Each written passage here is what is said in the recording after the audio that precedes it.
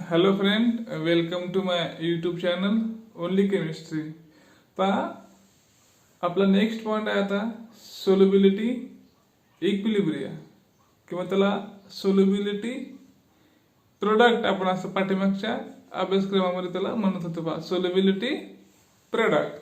तर हा जो काय आहे सोल्युबिलिटी इक्विलिब्रिया तो आपण या ठिकाणी आता पाहणार आहे. पहा, एखादं कंपाऊंड आहे, ते कंपाऊंड आपण वॉटरमध्ये जर डिझॉल्व्ह केलं तर ते कंपाऊंड किती डिझॉल्व्ह होतं हे आपण डिग्री ऑफ डिसोसिएशन पाहिलेलं आहे. पहा, मग एखादं कंपाऊंड आहे ते काय होतं, अगदी थोड्याफार प्रमाणामध्ये सोल्युबल झालं तर त्याला म्हणतो आपण स्पॅरिंगली सोल्युबल कंपाऊंड. काय म्हणतो आपण? स्पॅरिंगली सोल्युबल कंपाऊंड. मग पहा आता काय म्हणतो, compound that dissolves very slightly in water are called sparingly soluble compound.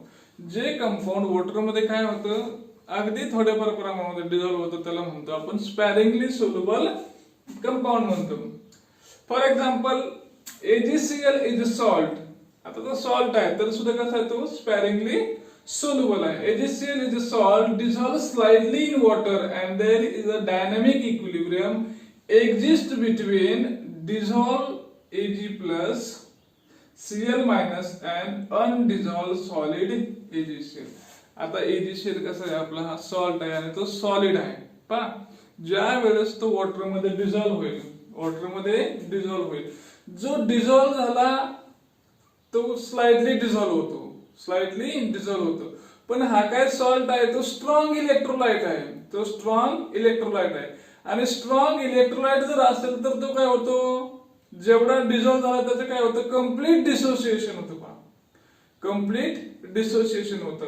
मग या ठिकाणी पहा, जो पाण्यामध्ये विरघळलाय, जो जेवढा प्रमाणात आपला विरघळला असेल त्याचं काय होणार आहे, Ag प्लस होईल आणि Cl मायनस होईल.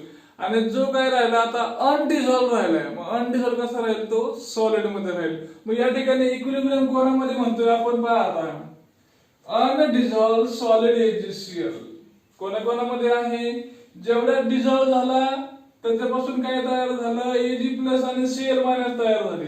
आणि जो अनडिझॉल्व्ह राहिलाय तो काय राहिला, सॉलिड मध्ये राहिला. And this equilibrium is called solubility equilibrium. त्या इक्विलिब्रियमला आपण काय म्हणतो, सोल्युबिलिटी इक्विलिब्रियम. म्हणजे इक्विलिब्रियम कोणामध्ये आहे, तर सॉलिड मध्ये आहे. आणि इकडे या दोन आयन्स मध्ये आहे, सॉलिड मध्ये आहे आणि दोन आयन मध्ये आहे.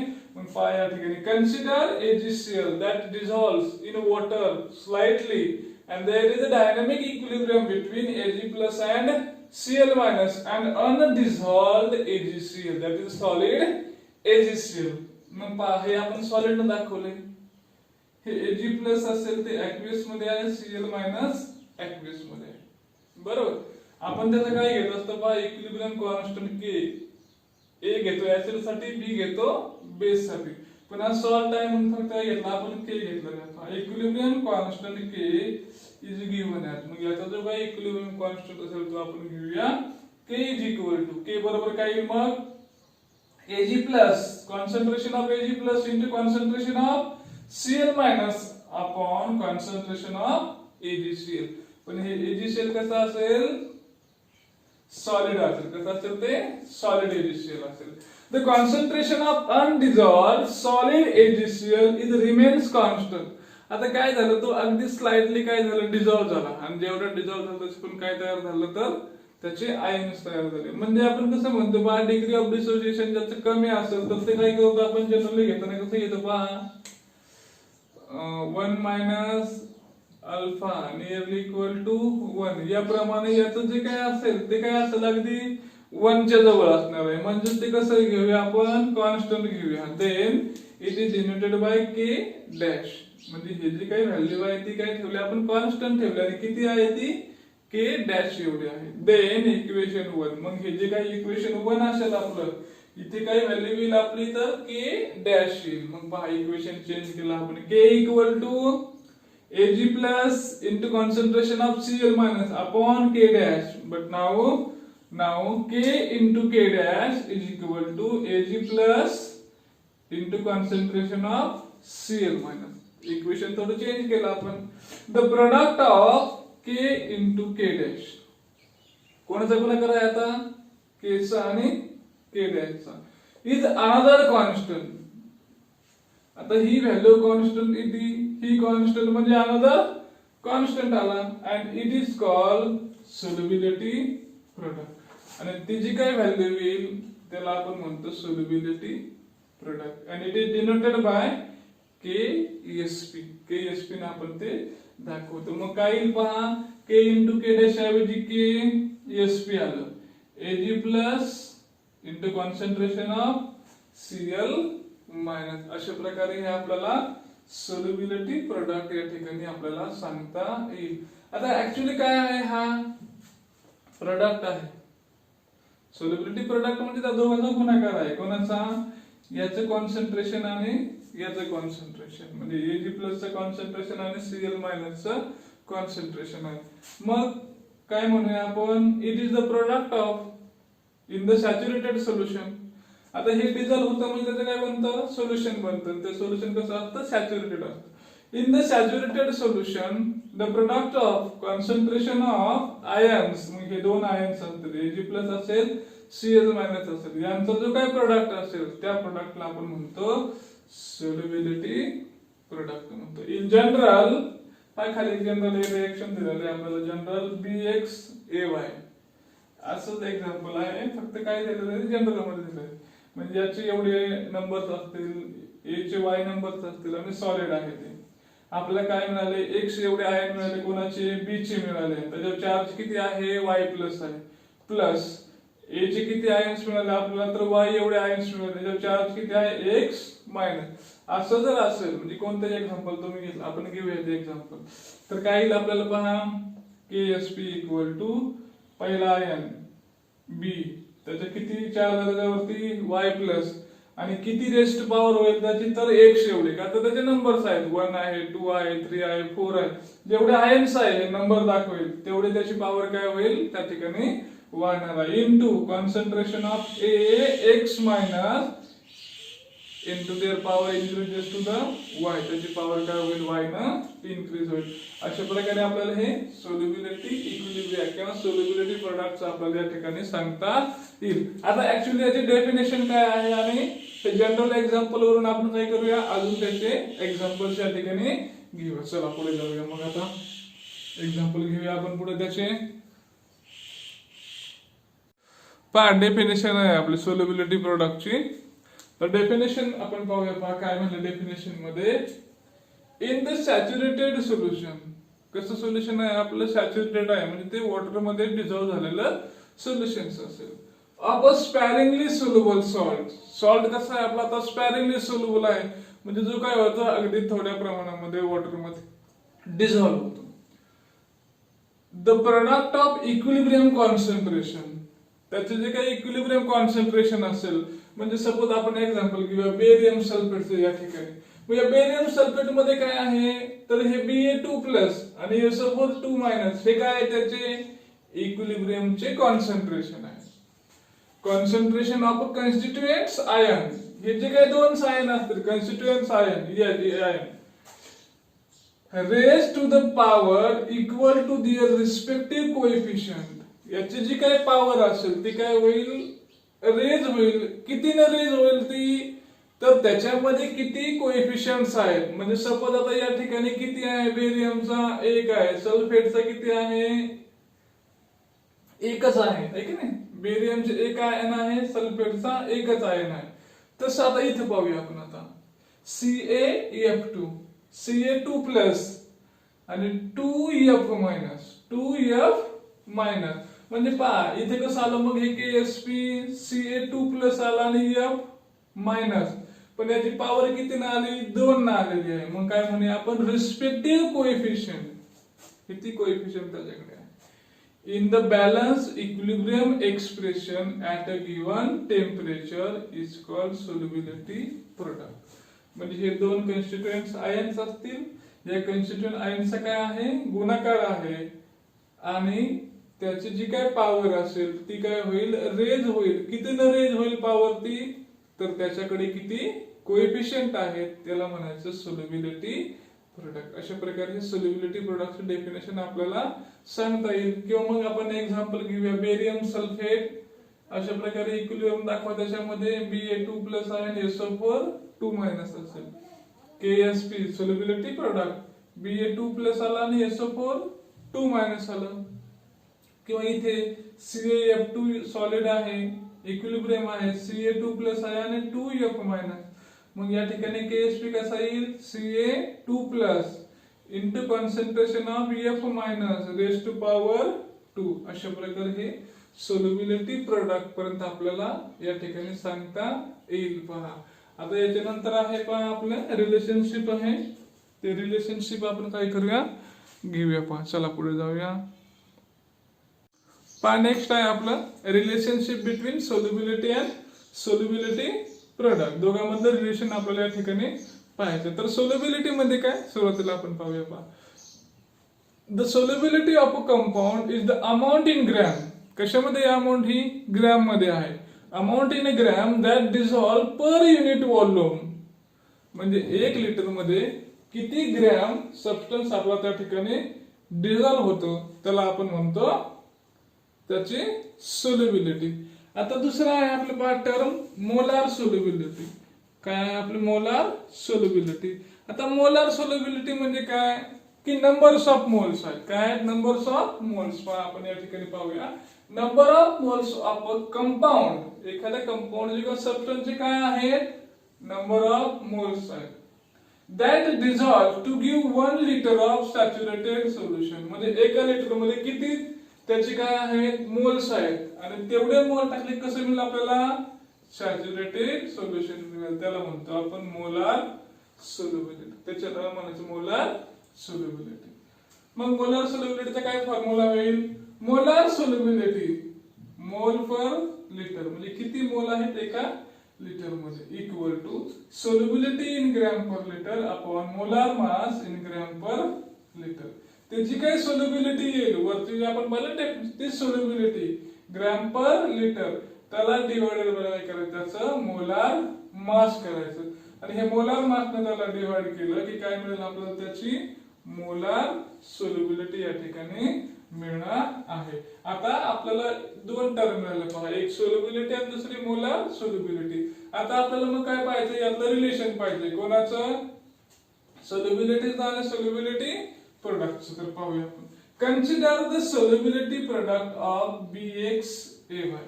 एक जनरल कंपाऊंड दिले आपल्याला BxAy.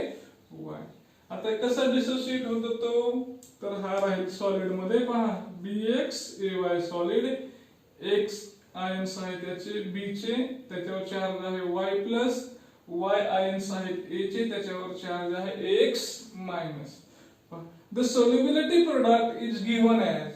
तो जो काही प्रोडक्ट येतो तो आपण पाहिलेला आहे. पहा तो कसा आला आपल्याला, KSP is equal to B of Y plus raised to X into concentration of A minus raised to power Y. असं आपल्याला हे मिळालं. पहा if S is the molar solubility. आता S काय याची मोलार सोल्युबिलिटी आहे of the compound, the equilibrium concentration of ion in the saturated solution will be. म्हणजे X काय आहे त्याची, S काय आहे त्याची मोलार सोल्युबिलिटी, आणि X त्याचे काय मानूया आपण, आयन्स मानूया. म्हणजे A चे आयन्स किती आहेत,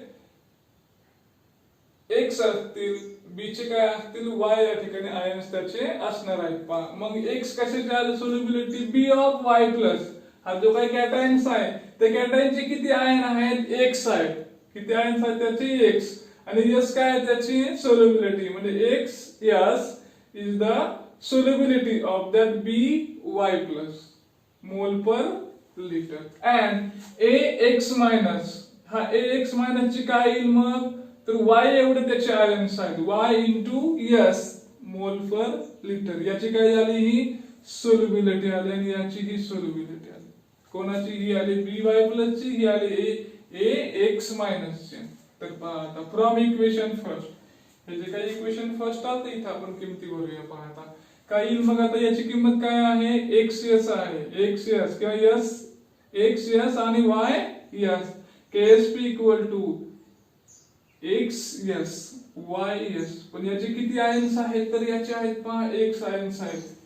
किती आहेत याचे, X आहेत, आणि याचे Y एवढे आयन्स आहेत. मग x s raise to x y s raise to y, s common आहे, x raise to x y raise to y, s x plus y.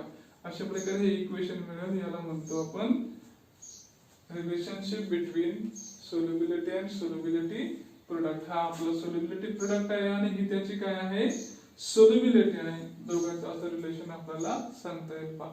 किंवा आपण एक्झाम्पल घेऊन पाहूया पहा. AgBr आहे.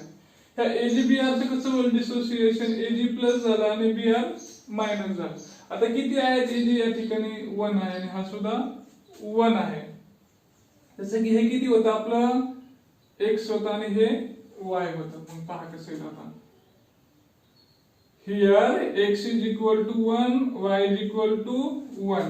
म्हणजे x किती आला आपला 1 आहे, y सुद्धा किती आहे 1.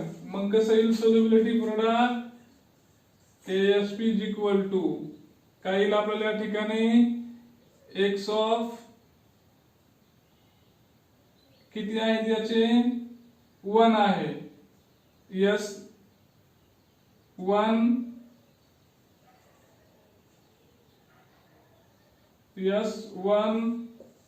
इंटू s 1 दोघांचे किती आहेत, 1 आहे, 1 s इंटू s काय येईल मग s स्क्वेअर येईल. काय s स्क्वेअर. याला म्हणतो आपण relationship between solubility and solubility product. अशा प्रकारे आपल्याला सांगता येईल. किंवा अजून एक्झाम्पल्स आहेत ते आपण काय करूया घेऊया. अशा प्रकारे हे रिलेशनशिप आपल्याला या ठिकाणी सांगता येईल. सोल्युबिलिटी अँड सोल्युबिलिटी प्रोडक्टचे हे काय झालं रिलेशनशिप झालं. चला पुढे जाऊया. पहा नेक्स्ट आहे आपलं एक्झाम्पल्स आहेत 2. पहा ते 2 एक्झाम्पल आपण काय करूया पाहूया. पहा काय म्हणलं एक्झाम्पल्स मध्ये. लेड आयोडाइड आहे PbI2. याचं कसं होईल dissociation, PbI2 solid Pb2 plus plus 2I minus. बरोबर. इथे किती आहे, हा 1 आहे आणि याचे 2 आहे, एक नाही 1 Pb आहे आणि 2 आयोडाइडचे आयन्स आहेत. मग काय फॉर्म्युला आहे आपल्याकडे KSP चा, x raise to x y raise to y s raise to x plus y. Final आपल्याला फॉर्म्युला मिळाला. x किती आहे 1 आहे आणि y आहे 2 आहे. KSP इक्वल टू x किती आहे 1 आहे, 1 raise to 1 into 2 raise to 2 plus into s raise to 1 plus 2 x plus y. याचा किती येईल 1 येईल. 2 इंटू 2 4 आणि s 1 प्लस 2 3 4s 3 आलं. बरोबर 4s 3 आलं. याचं कसं येईल पहा. Al OH थ्राइस आहे, Al OH thrice Al 3 plus 1 आहे हा आणि हे किती आहे 3 आहे. x equal to 1 y equal to 3 आलं. मग कसं येईल KSP 1 रेस टू 1 ची 3 रेस टू 3 कारण हे किती आहे 3 आहे 3 raise to 3 yes 1 plus 3 equal to हे 1 आलं, हे 3 किती आलं 27 yes 1 प्लस 3 4 27 yes 4. अशा प्रकारे हे एक्झाम्पल्स आहेत. आपल्याला या ठिकाणी त्याचा सोल्युबिलिटी प्रोडक्ट्स किती येतो त्या ठिकाणी आपण काय करू शकतो, त्या ठिकाणी लिहू शकतो. अशा प्रकारे हे आपल्याला फाइंड आउट करता येईल. चला पुढे जाऊया. पहा नेक्स्ट आहे आपलं कंडिशन्स ऑफ प्रिसिपिटेशन. पहा आपण जे काय अनालिसिस करतो पहा ते अनालिसिस करत असताना आपल्याला प्रिसिपिटेट मिळतं. पहा ग्रुप डिटेक्शन करत असताना 3rd ला मिळतो, 4th ला मिळतो, 5th ला मिळतो. मग तो प्रिसिपिटेशन ज्यावेळेस मिळत असतो त्यावेळेस त्या ठिकाणी आयोनिक प्रोडक्ट आणि सोल्युबिलिटी प्रोडक्ट याचा काय संबंध आहे, तो संबंध जर मेंटेन झाला तर काय मिळतं आपल्याला प्रिसिपिटेट त्या ठिकाणी मिळतो. आता आयोनिक प्रोडक्ट आणि सोल्युबिलिटी प्रोडक्ट, तर सोल्युबिलिटी प्रोडक्ट आपण पाहिलेले आहे. पाहता आयोनिक प्रोडक्ट म्हणजे काय याच्याविषयी आपण काय पाहूया. पहा आयोनिक प्रोडक्ट म्हणजेच काय आहे, सोल्युबिलिटी प्रोडक्ट आहे. आयोनिक प्रोडक्ट म्हणजे काय सोल्युबिलिटी प्रोडक्ट आहे. पण हा जो काय सोल्युबिलिटी प्रोडक्ट्स आहे तो कधी घेतो आपण त्या इक्विलिब्रियमला घेत असतो आणि आपला जो काय आयोनिक प्रोडक्ट आहे तो कोणत्याही कंडिशनला घेऊ शकतो आपण ऍट एनी कंडिशन्स. म्हणजे सुरुवातीला घेतला त्या 2 आयनचा प्रोडक्ट तर तो काय झाला आयोनिक प्रोडक्ट झाला. अगदी शेवटी घेतला तर तो काय झाला आयोनिक प्रोडक्ट झाला. पण सोल्युबिलिटी प्रोडक्ट म्हणजे कधी घेतो आपण तो इक्विलिब्रियमला जर असेल तरच आपण त्या ठिकाणी तो घेत असतो पहा. Ionic product of an electrolyte is defined as in the same way as solubility product. The only difference is that the ionic product expression contain concentration of ion under any conditions, whereas expression of KSP contain only equilibrium concentration. म्हणजे KSP कधी घेतो आपण फक्त इक्विलिब्रियमला घेतो. KSP फक्त इक्विलिब्रियमला. आणि ionic product तो काय आहे, कोणत्याही कंडिशन्सला आपण त्या ठिकाणी घेऊ शकतो. त्याला म्हणतो आपण आयोनिक प्रोडक्ट आणि याला म्हणतो सोल्युबिलिटी प्रोडक्ट. तर पहा आता कंडिशन्स आहेत 3 कंडिशन. या कंडिशन मेंटेन झाल्या तर काय होईल, आपल्याला प्रिसिपिटेशन मिळेल, अदरवाइज प्रिसिपिटेशन मिळणार नाही. Ionic product equal to KSP. Ionic product आणि सोल्युबिलिटी प्रोडक्ट दोन्ही सारखे असतील तर solution is saturated and solubility equilibrium exist. Solution कसं असेल आपलं, सॅच्युरेटेड असेल. आता सॅच्युरेटेड आहे आणि त्याच्यामध्ये काय आहे, सोल्युबिलिटी इक्विलिब्रियम काय आहे, एक्झिस्ट आहे. दुसरी कंडिशन पहा, ionic product greater than solubility product. Ionic प्रोडक्टची व्हॅल्यू काय आहे, जास्त आहे. कशापेक्षा, सोल्युबिलिटी प्रोडक्ट पेक्षा. म्हणजे इक्विलिब्रियम पेक्षा हा काय गेलेला आहे, पुढे गेलेला आहे. The solution is super saturated. म्हणजे सॅच्युरेटेड पेक्षा काय झालं, त्याच्यामध्ये जास्त सोल्युट्स ऍड झालेला आहे, मग ते काय झालं, अजून पुढे गेलेलं आहे. The solution is super saturated म्हणजे इक्विलिब्रियमच्या तो काय झाला, आता पुढे गेलेला आहे. And hence precipitation of compound will occur. म्हणजे सोल्युबिलिटी प्रोडक्ट पेक्षा जर आयोनिक प्रोडक्टची व्हॅल्यू जास्त आली तर त्या ठिकाणी आपल्याला प्रिसिपिटेशन मिळू शकतं. Otherwise they will not be possible. त्या ठिकाणी ते शक्य होणार नाही. थर्ड वन आहे the solubility product is greater than ionic product. Solubility प्रोडक्टची व्हॅल्यू काय आहे आपली, जास्त आहे. कशापेक्षा, आयोनिक प्रोडक्ट पेक्षा. The solution is unsaturated. इथे पण नाही, याचे पण काय आपण आता पाठीमागे आहे, बरोबर. मग सोल्युशन कसं असेल आपलं, अनसॅच्युरेटेड असेल आणि आपल्याला या ठिकाणी मिळणार आहे का precipitate, and precipitate will not occur. Precipitate या ठिकाणी मिळणार नाही. मग कोणत्या कंडिशनला मिळू शकतो फक्त प्रिसिपिटेट आपल्याला, second condition, ionic product must be greater than solubility product and that is the condition for precipitation. याच कंडिशन्सला आपल्याला काय मिळू शकतो, फक्त प्रिसिपिटेशन त्या ठिकाणी मिळू शकतो. अशा प्रकारे हे कंडिशन्स आहेत. सेकंड कंडिशनला फक्त मिळतो, अदरवाइज त्या ठिकाणी आपल्याला प्रिसिपिटेट मिळत नाही. अशा प्रकारे हे आपल्याला सांगता येईल. पहा, आज आपण या ठिकाणी थांबूया. पहा, इथपर्यंत आपण या ठिकाणी पाहिलेला आहे. व्हिडिओ जर आवडला तर लाईक करा, शेअर करा, कमेंट करा. थँक्यू.